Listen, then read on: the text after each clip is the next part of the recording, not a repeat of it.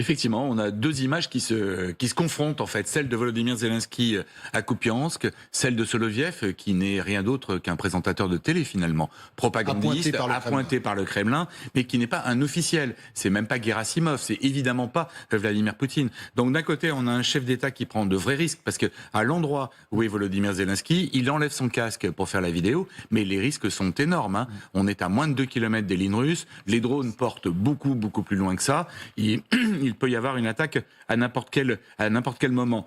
À côté de ça, Soloviev fait de la propagande. Ceci dit, Pokrovsk n'est toujours pas tombé. Une partie de Pokrovsk est toujours aux mains des Ukrainiens. La poche de Mirnorad, où il y a plusieurs centaines de soldats ukrainiens qui pourraient à terme être coincés, est toujours ouverte, on peut toujours entrer et sortir, même si les conditions sont extrêmement difficiles.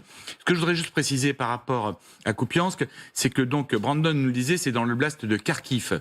C'est pas une région pour le moment revendiquée par les Russes, donc on peut imaginer que l'effort de l'armée russe ne soit pas vraiment fait à cet endroit-là, mais plutôt sur Pokrovsk.